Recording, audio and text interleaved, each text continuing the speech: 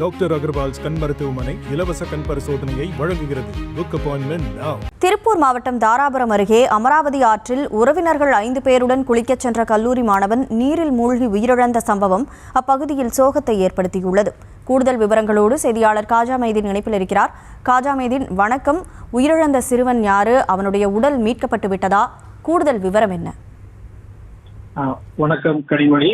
திருப்பூர் மாவட்டம் தாராபுரம் அருகே அமராவதி ஆற்றில் குளிக்கச் சென்ற கல்லூரி மாணவன் துரதிருஷ்டவசமாக நீரில் மூழ்கி உயிரிழந்த சம்பவம் அப்பகுதியில் பெரும் சோகத்தை ஏற்படுத்தியுள்ளது. அலங்கியம் ரோடு காந்திபுரம் பகுதியைச் சேர்ந்தவர் மனோகர். இவரது மகன் அஸ்வின், வயது 17, பொள்ளாச்சி நாச்சிமுத்து கல்லூரியில் 3ஆம் ஆண்டு படித்து வருகிறார்.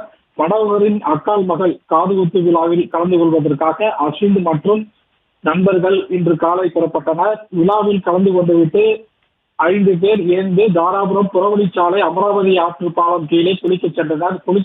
குளித்துக் கொண்டிருந்த போது அஸ்வின் எதிர்பாராத விதமாக ஆற்றின் ஆழமான பகுதிக்கு சென்று விட்டார். திடீரென நீரில் மூழ்கி என்னை காப்பாற்றுங்கள் என்று குரல் எழுப்பினார். அருகில் இருந்த உறவினர்கள் அவசரமாக மீட்பு பணியில் ஈடுபட்டனர். ஆனால் அப்பொழுது அவரை சேற்று பகுதியில் சிக்கி மர்மமான முறையில் காணாமல் போனார். உடனடியாக தாராபுரம் தீயணைப்பு நிலைய அலுவலர்களுக்கு தகவல் தெரிவிக்கப்பட்டது. அவர்கள் விரைந்து வந்து அஸ்வினின் உடலை தேடினர்.